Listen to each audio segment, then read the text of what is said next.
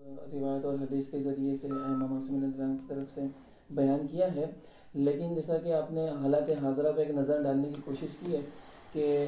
میں چاہوں جس کو بھی چاہے ناصر بنا دوں، جس کو بھی چاہے مقصر بنا دوں، جس کو بھی چاہے دشمنان اہل بیت میں قرار دے دوں، اسی طرح سے کئی افراد ایسے ہیں جو یہ سوال پیدا کرتے ہیں کہ آیا اہل سنت و ناصبی علماء کا شاگرد بن کر اگر کوئی دین کی تعلیم حاصل کرے، کیا اسے وہابی و دیوبندی دشمنان اہل بیت علیہ السلام کو شمار کیا جا سکتا ہے؟ ایسے سوالات کئی ہمارے سامنے پیش کیے جاتے ہیں، اس پہ کوئی روشنی ڈالنے کی کوشش کریں آپ؟ جی ہاں، یہ والے سوالات کا آج کل تقاضا بڑھ چکا ہے، کیونکہ شیعہ سنی دونوں ہی پلیٹ فارم پہ ایسے افراد بعض بیٹھے ہوئے ہیں کہ نہیں معلوم کہ کیا ان کے مقاصد ہیں، لیکن یہ ضرور ہے کہ شر کے علاوہ کوئی چیز ان سے اس ٹائم صادر نہیں ہو رہی کہ شیعہ علماء ہی کو مثلا وہابی، دیوبندی، ناصبی، خارجی یا اس طرح کے جملات کہہ کے نوازتے ہیں اور اپنے تئیں بہت بڑا اپنے آپ کو محب اہل بیت، پیرو اہل بیت ثابت کرنے کی کوشش کرتے ہیں، جبکہ ان کا مقصد ایک تنفر کو پھیلانا ہے، نفرت کی فضا کو جنم دینا ان کا مقصد بن چکا ہے کہ چھوٹے چھوٹے بہانوں کے ذریعے سے کوئی موضوع نہ بھی بنے، مختلف بہانوں کے ذریعے سے وہ پھر آ کے اس طرح کی تباہ کاریاں کرتے ہیں۔ اگر یہ چیز رواج پا جائے، چونکہ ہمارے پاس بھی سوشل میڈیا میں کئی لوگوں نے اپنے طور پہ سوال پوچھے ہیں کہ کیا اہل سنت کوئی مثلا جناب مالک اشتر کے بارے میں منفی رائے رکھتا ہے، چونکہ اکثر مورخین اہل سنت جو گزرے ہیں اور آج کے دور میں بھی جو تاریخ کو بغیر ضابطوں کے پڑھتے ہیں جناب مالک اشتر کی مخالفت کرتے ہیں۔ البتہ مالک اشتر جو ہیں وہ اہل سنت علماء رجال کی نظر میں ثقہ شمار ہوتے ہیں حدیث کے اعتبار سے، لیکن ایک معیار بنا دیا کہ فلاں مفتی تو ناصبی ہے، فلاں سنی عالم تو ناصبی ہے، چونکہ وہ حضرت ابوبکر کو پہلا خلیفہ مانتا ہے اس لیے ناصبی ہے، چونکہ حضرت عائشہ کا احترام کرتا ہے اس لیے ناصبی ہو گیا، یا حضرت عمر کا قائل ہے مثلا ناصبی ہو گیا۔ اس طرح سے ناصبی نہیں، جیسے شیخ صدور رحمۃ اللہ علیہ نے فرمایا کہ یہ جو افراد جہال یتوہمون یتواہم کرتے ہیں کہ ان کل مخالف ناصب، کہ ہر مخالف ناصب، ولیس کذالک، یہ جاہل افراد ہیں، چاہے وہ عمامے پہن کے آ جائیں، ٹوپی پہن کے آ جائیں، ٹائی لگا کے آ جائیں، کسی بھی طریقے سے آ جائیں، انہیں جاہل افراد کہنا چاہیے جو ائمہ اہل بیت علیہ السلام کے افکار، ان کی سیرت اور ان کے نظریات سے دور کرنا چاہ رہے ہیں اور امت اسلامیہ میں نفرت، انتشار اور ایک تباہی کو لے کے آنا چاہ رہے ہیں۔ یہ نفرت، انتشار، تفرقہ، قتل و غارت کی فضا کہ خود تو آرام سے امریکہ، برطانیہ، آسٹریلیا، دیگر یورپی کینیڈا وغیرہ میں پھرتے پھراتے ہیں، اور انہی کے بیانات کی وجہ سے دوسری طرف شر انگیز عناصر، ناصبی خوارج قسم کے اہل سنت میں جو گروہ ہیں، وہ پھر بسوں سے اتار کے گلی کوچوں میں مظلوم شیعوں کو قتل کرتے ہیں۔ یہ در حقیقت جن کے اس شر کی وجہ سے ان مظلوم شیعوں کے اوپر آفت آ رہی ہے، یہ ان کے قتل میں شریک ہیں، یہ خوارج کے جرم میں ان کے شریک بن رہے ہیں، کیونکہ یہ فساد کی آگ ان کی طرف سے لگائی جا رہی ہے۔ لہذا یہ جو باتیں کی جا رہی ہیں کہ بعض مفتی حضرات یا بعض علماء کا آپ احترام کر لیں یا وحدت کے ایک سٹیج کے اوپر آپ انہیں بٹھا دیں یا ان سے آپ ملاقات کے لیے چلے جائیں، تو صرف آپ کا ملاقات کرنا یا آپ کا ان کے ساتھ احترام کے ساتھ گفتگو کرنا یا ان کا اپنے ادارے میں استقبال کرنا یا سٹیج کے اوپر بٹھانا، یہ ناصبیت نہیں ہے، یہ دیوبندیت نہیں ہے، یہ بریلویت یا وہابیت نہیں ہے۔ اس لیے اگر یہ معیار آپ قرار دے دیں تو پھر تو پورا کا پورا مکتب تشیع کی اکثر بیشتر روایات آپ کے لیے قابل اعتماد نہیں رہیں گی۔ ادھر ہم چند سوال ابھارتے ہیں۔ جس فقہ کے اوپر ہم فقہ جعفریہ قرار دے رہے ہیں اور جس فقہ کے اوپر فتاویٰ دیے جا رہے ہیں، ان میں سے شیعہ اثنا عشری کتنے ہیں؟ ہمارے پاس ثقہ کی جو ایک اصطلاح ہے علم رجال میں، وہ اصطلاح عادل اور ثقہ کی اصطلاح الگ ہے۔ یعنی علم حدیث کے مطابق جو متأخرین نے صحیح اور ثقہ کی ایک تقسیم بیان کی ہے۔ صحیح کہتے ہیں اگر امامی ہو، یعنی ائمہ اطہار علیہ السلام کی امامت کو مانتا ہو اور عادل بھی ہو۔ ثقہ کسے کہتے ہیں؟ ثقہ وہ شخص ہے کہ جو امامی نہیں ہے، 12 ائمہ علیہ السلام کا معتقد نہیں ہے۔ اب ایک طولانی ہمارے پاس راویوں کا سلسلہ ہے کہ جن کے بیان کے اوپر ہم آج کے دور میں عمل بھی کر رہے ہیں، اور وہ کیا ہے کہ اہل بیت علیہ السلام کے 12 امامی ہونے کے قائل تھے، حتیٰ کہ بہت سارے اہل سنت تھے، جیسے کہ سکونی کی روایات ہیں، اس کی اساس کے اوپر بہت ساری احادیث لی گئی ہیں، یا اسی طریقے سے ہمارے سامنے روایات اہل بیت علیہ السلام کے اندر آپ دیکھیں فضیل بن عیاض، وہ تو صوفی بھی تھے، صوفی بزرگ معروف ہیں، انہوں نے مصباح الشریعہ کتاب ادھر سے ہی پہنچی، علامہ مجلسی رحمۃ اللہ علیہ نے اس کا ایک بڑا حصہ وہ نقل کیا ہے، اور خاتمۃ المستدرک میں محدث نوری رحمۃ اللہ علیہ نے مکمل دفاع کیا ہے، ان کے صوفی ہونے کے باوجود فضیل بن عیاض کی کتاب مصباح الشریعہ کو قبول کیا ہے۔ بہرحال میں بھی راویان حدیث کے اوپر زیادہ نہیں جاتا، کیونکہ ادھر کئی آپ توجیحات لے کے آ سکتے ہیں۔ اگر ہم یہ معیار مان لیں، جیسے آج کے دور میں مثال کے طور پہ ایک بزرگ سفید ریش شخصیت ہے، اس نے کسی کتاب کی تقریض لکھتے ہوئے جناب مالک اشتر کے اوپر تنقید لکھ دی، اب کہا یہ بھی مفتی صاحب یا سفید ریش عالم یہ بھی ناسبی ہے، اور اس سے چونکہ فلاں شیعہ عالم وہ ملا ہے، اولاد زہرا سلام اللہ علیہ سے ہے، اور مجالس کے وقت ایام فاطمیہ کی مجالس بھی وہ ہستیاں پڑھ رہی ہیں، عاشورہ کے بہترین طور پہ جو ایام ہیں، ایک افکار امام حسین علیہ السلام کے مطابق، جسے آپ کہتے ہیں کہ حقیقی بصیرت و شعور کے مطابق اس کا ایک اجرا کیا جاتا ہے، آپ یہ سارے کے سارے اعمال لے آئیں، لیکن چونکہ اس سفید ریش بزرگ سے انہوں نے احترام کے ساتھ ملاقات کی، اس لیے یہ دیوبندی بھی ہے، یہ وہابی بھی ہے، یہ ناسبی بھی ہے۔ اگر یہ معیار لے آئیں تو شیخ مفید کا کیا کہیں گے؟ شیخ صدوق کے بارے میں کیا کہیں گے؟ سید مرتضی علم الہدا کے بارے میں کیا کہیں گے؟ محمد بن ابراہیم نعمانی کے بارے میں کیا کہیں گے؟ میں ان کے بارے میں چند آپ کے خدمت میں صرف احادیث نقل کرتا ہوں کہ آپ دیکھیں کہ شیخ صدوق رحمۃ اللہ علیہ کے مشائخ کہتے ہیں حدیث میں جو استاد ہیں، اور حدیث سے ہی ہماری فقہ بن رہی ہے، حدیث سے ہی ہم ساری چیزوں کی پر عمل کر رہے ہیں، اور حدیث سے وہ لے کے آئے ہیں اپنی کتب میں۔ مثلا میں چند آپ کی خدمت میں احادیث پیش کرتا ہوں، اس سے آپ کے خدمت میں واضح طور پہ سامنے آئے گا کہ اگر یہ معیار مان لیں کہ چونکہ فلاں ایک شیعہ دشمن کے ساتھ وہ پیٹ سے پیٹ ملا کے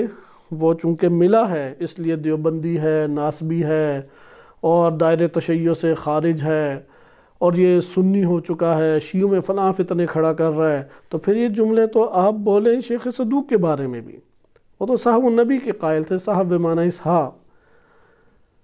اسی طریقے سے شیخ مفید کے بارے میں بھی یہ بولیں، شریف مرتضی رحمۃ اللہ علیہ کے بارے میں بھی بولیں، غیبت نعمانی کے مصنف محمد بن ابراہیم نعمانی کے بارے میں بھی بولیں،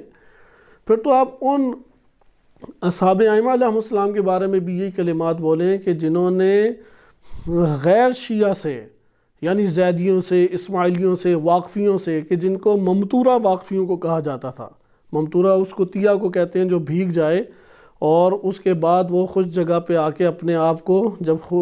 جھاڑتی ہے پانی کو دور کرنے کے لیے، تو وہ پھر قطرات چاروں طرف گر کے جگہ کو نجس کر دیتی ہے۔ ممتورہ جنہیں کہا گیا تھا، ان سے ہماری کتب احادیث بھری ہوئی ہیں، یعنی ممتورہ سے حدیثیں لینا درست قرار دیتے ہیں، اور حدیثوں کے اوپر نماز، روزہ اور حج زکوٰۃ کے احکام شرعیہ بیان کرنا درست قرار دیتے ہیں۔ لیکن یہاں پہ آپ کہتے ہیں کہ فلاں اہل سنت سے صرف ملاقات کی اساس کے اوپر دیوبندی اور بریلوی ہو جائے، بہت تباہ کن یہ صورت ہے۔ یہ در حقیقت آج کے دور میں کسی عالم کے خلاف زبان دراز کرنا نہیں ہے، یہ در حقیقت اصحاب ائمہ علیہ السلام اور اکابر محدثین تشیع کے خلاف زبان دراز کرنا ہے کہ وہ تو شاگردگی اختیار کرتے رہے اہل سنت۔ بعض ناسبیوں کی، مثلا یہ ٹاپک آپ نے بڑا سنا ہوگا، بخاری میں ناسبی راویوں کے نام،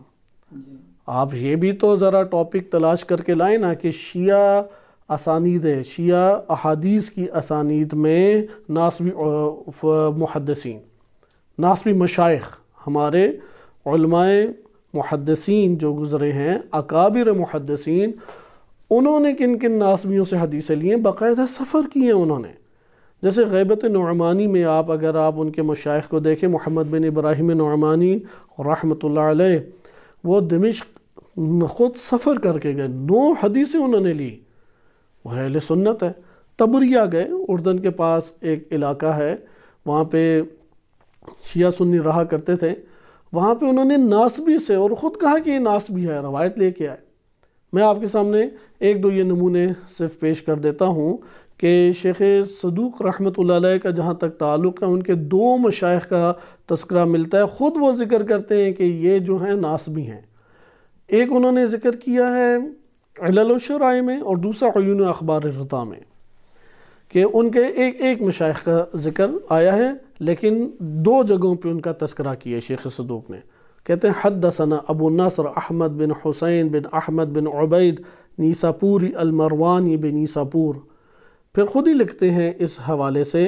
وما لقیت انصب منہ، میں اس سے بڑے ناسبی سے کبھی زندگی میں نہیں ملا. شیخ صدوق اپنے زمانے کے سب سے بڑے ناسبی کے ساتھ ملاقات کر رہے ہیں. اچھا، یہ اب کیا دیوبندی ہو گئے؟ ملاقات باقاعدہ کی ہے. ملاقات بھی حدیث لینے کے اعتبار سے تواضع ادھر دکھائی، نہ کہ اکڑ کے گئے اور 4 انہوں نے قاتلان زہرا سلام علیہ کے اوپر لانتے بھیجی اور پھر انہوں نے جا کے وہ حدیث لی. اس طرح سے تو کوئی بھی حدیث نہیں دے گا. یقیناً زانو تلمذ طے کیے ہیں. اسے ما لقیتو، خود کہہ رہے ہیں کہ میں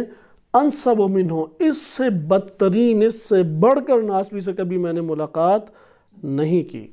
اچھا، اب یہ کوئی پوچھ سکتا ہے کہ حوالہ کہاں پہ ہے؟ تو یہ ہمارے پاس علل الشرائع جلد نمبر 1 صفحہ 124 باب نمبر 116 میں یہ روایت آپ موجود ہے. اور عیون اخبار الرضا میں نمونہ بھی ذکر کیا ناسبی ہونے کا،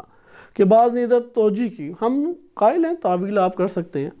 لیکن جو تعویل آپ کر رہے ہیں تو اہل سنت کی کتب سے جب آپ نکال کے لے کے آتے ہیں، وہ بھی تو تعویل کرتے ہیں کہ ہم نے کون سے فقہ ان سے لیا ہے. جن ناسبیوں کو آپ ذکر کریں گے، بخاری نے جن ناسبی افراد سے حدیثیں لی ہیں، تو وہ کہتے ہیں ہم نہ ان سے عقائد لے رہے ہیں، نہ ان سے ہم فقہ لے رہے ہیں، ہم نے کوئی عبادت اور فضیلت ذکر اور دعا کا ہم نے مطلب لیا ہے. ادھر بھی آپ تعویلات کر سکتے ہیں کہ نسب کے کئی معنی ہیں. ایک نسب کا عمومی معنی، ایک نسب کا خصوصی معنی، کہ اس کی تحقیقات میں آپ پڑھیں، بلا شک و شبہ کہا جا سکتا ہے. لیکن عیون اخبار الرضا میں شیخ صدوق رحمۃ اللہ علیہ دیکھیں کیا ذکر کرتے ہیں، کہ یہ دوبارہ نام لیتے ہیں کہ حدثنا ابو نصر احمد بن حسین الضبی. ضبہ قبیلہ تھا، اور یہی حضرت عائشہ جنگ جمل میں جب وہ امام علی علیہ السلام کے مد مقابل آئیں تو ان کی اونٹنی کا سب سے بڑھ کر دفاع اسی قبیلے نے کیا تھا. اسی قبیلے سے اس شیخ کا تعلق ہے، شیخ صدوق کے اس شیخ کا. وما لقیت انصب منہ، اس سے بڑھ کر کسی ناسبی سے نہیں ملا میں. وبلغ من نسبہ، اس کے جو ناسبی امور ہیں، ناسبی اعمال ہیں، ان میں سے ایک عمل مجھ تک پہنچا ہے. ادھر من بیانیہ بھی لے سکتے ہیں،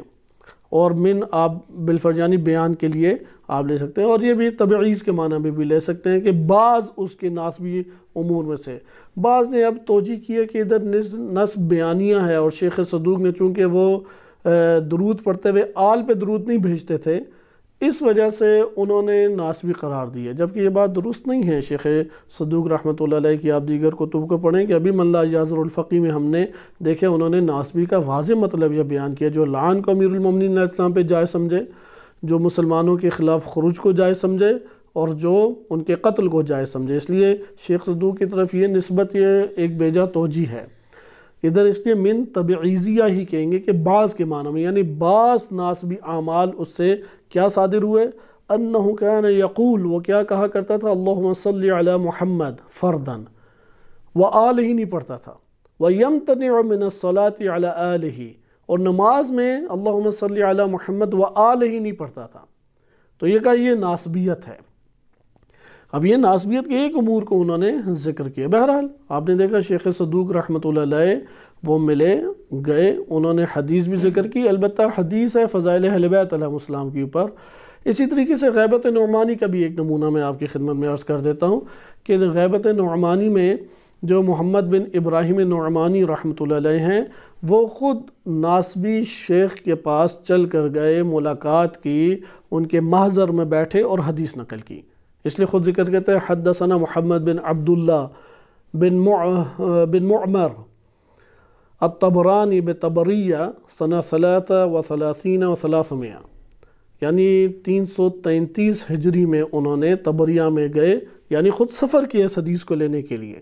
ہمارے جو اکابر محدثین تھے بہت انہوں نے زحمتیں اٹھائیں، ایک ایک حدیث کو لینے کے لیے کئی سو اس دور میں انہوں نے سفر کیے ہیں، یعنی سیر سپاٹے کے لیے نہیں گئے تھے، باقاعدہ اس حدیث کو لینے کے لیے گئے تھے۔ وَكَانَ هَذَا الرَّجُلُ، خود ذکر کر رہے ہیں غیبت نعمانی کتاب کے اندر کہ یہ جو شخص تھا من موالی یزید بن معاویہ، یزید بن معاویہ کے چاہنے والوں میں سے تھا، یعنی یزیدی تفکر اور یزیدی محبت اس کے دل میں موجود تھی۔ وَمِنَ النُّصَاب، اور ناسبیوں میں سے تھا۔ یقیناً جو یزید بن معاویہ سے محبت کرے اور اس محبت کی اساس میں امام حسین علیہ السلام کے خلاف تو کینہ اور بغض لے کے آئے گا، کیونکہ یزید کا پستی کا درجہ اس قدر نیچے ہے کہ اس کی حمایت کرنا یا اس کی طرف محبت کے آثار کو نمایاں کرنا یہ ایک نوع ناسبیت کو ظاہر کرتا ہے۔ لیکن یہاں پہ کیا وَمِنَ النُّصَاب، یہ واضح طور پہ ناسبیوں میں سے تھا۔ پھر اس کی حدیث کو انہوں نے ذکر کیا، اور آگے بھی اہل سنت طریقی ہے یہ۔ تو یہاں پہ اب وہ حدیث لینے گئے، یہاں پہ یہ مقصد نہیں ہے کہ جو حدیث ذکر کی ہے وہ ائمہ اہل بیت علیہ السلام سے نہیں، بلکہ جناب جابر بن عبداللہ انصاری سے ہے۔ ہمارا یہاں پہ موضوع کیا ہے کہ آیا محمد بن ابراہیم نعمانی جب حدیث لینے کے لیے ایک ناسبی سے ملاقات کریں دیوبندی ہو گئے، یہ بریلوی ہیں، یہ اہل حدیث ہیں، یہ خارجی ہیں، یہ شیعوں کے اندر فتنہ ڈال رہے ہیں، وہ تو حدیث کی کتاب ہے جس سے ہم دین لیتے ہیں، اس کے اندر وہ حدیث کو نقل کر گئے، آپ کیا اس جگہ پہ کہیں گے؟ یہاں پہ تو آرام سے فتوے لگا دیتے ہیں کہ یہ جو ہے یہ ناسبیوں والی صورت رکھتا ہے، یہ ہے ہی ناسبی، یہ دیوبندی ہے، یہ بریلوی ہے۔ ان اکابر کے بارے میں کیا کہیں گے؟ اسی طریقے سے غیبت نعمانی میں دوسری جگہ پہ وہ دمشق جاتے ہیں، یعنی دمشق گڑھ تھا اس دور میں بھی۔ کن کا گڑھ تھا؟ مخالفین کا، اہل سنت کا، اہل حدیث تفکر رکھتے تھے۔ خود ذکر کرتے ہیں وَمِن ذَلِكَ مَا رَوَاهُ محمد بن عثمان بن علان الدہنی البغدادی، یہ کیا ہے بدمشق، کہ دمشق جا کے ان سے 9 حدیث غیبت نعمانی میں آئی ہیں۔ سنی حد عقل سنی ہے، یہ ناسبی نہ کہ حد عقل مخالف اور سنی ہے۔ اس سنی سے حدیثیں لے کے شیعہ کتب میں داخل کرنے گمراہی نہیں ہے؟ آپ کے مطابق کیا یہ گمراہی نہیں ہے؟ یعنی آپ کی نظر میں اگر ایک شیعہ مدرسے میں سنی آ کے تعلیم دے، شیعوں کو پڑھائے، تو اس سے وہ سب سے بڑا فتنہ بن جاتا ہے۔ تو وہ جو ہماری حدیث کی کتابیں ہیں اس کے اندر سنیوں کی 9 حدیثیں جو محدث داخل کر رہا ہے، اور وہ حدیث کی کتاب شیعوں کی قدیمی ترین اور اصل مصادر میں شمار ہوتی ہے، آپ کی نظر میں تو پھر وہ سب سے بڑا مجرم ہوگا تاریخ کا، تاریخ تشیع کا سب سے بڑا مجرم آپ قرار دیں۔ یہ تو بریلویت، دیوبندیت اور اہل حدیثیت یہ تو ساری کی ساری پھر ادھر سے ہمارے پاس آ رہی ہے۔ اسی طرح آپ آئیں شریف مرتضیٰ رحمۃ اللہ علیہ کی طرف، سید مرسی علم الخدا اور سید رضی رحمۃ اللہ علیہ ہر 2 بزرگ کے معتزلی علماء استاد تھے۔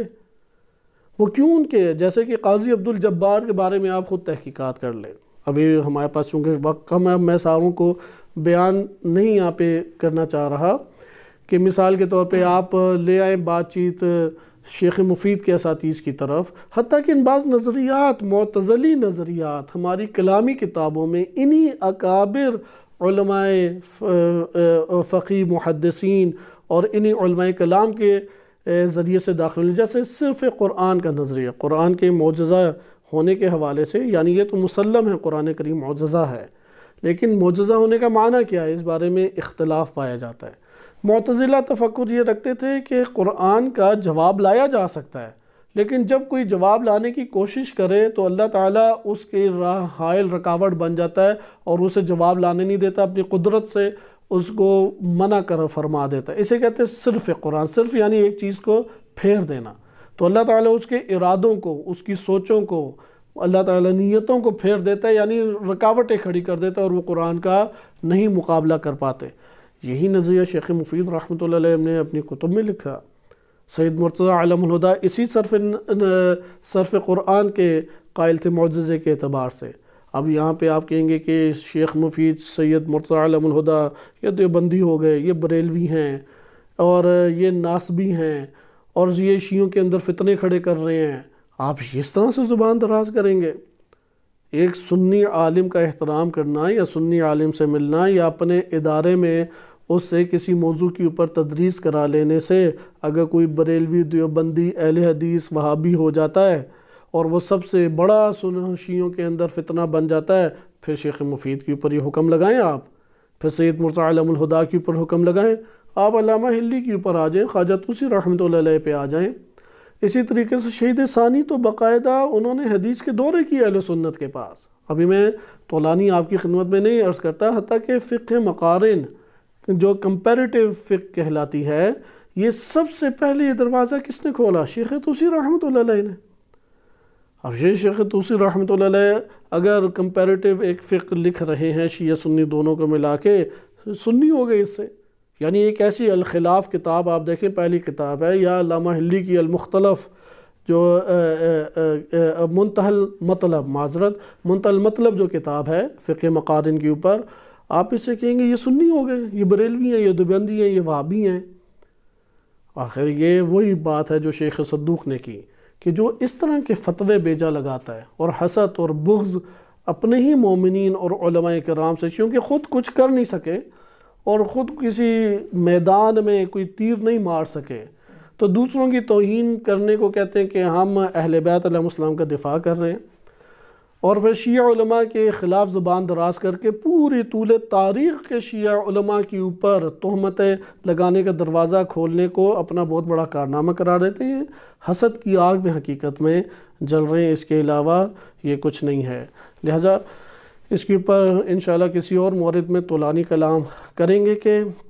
عقائد اور فقہ کے اعتبار سے اور اسی طرح فلسفہ اور عرفان کے اعتبار سے اہل سنت اور مکتب تشیع اور ان کا باہمی طور پہ علمی تبادلہ اکابر شیعہ محدثین و فقہا کی نظر میں، اس کو کسی اور مورد میں انشاءاللہ بیان کریں گے انشاءاللہ۔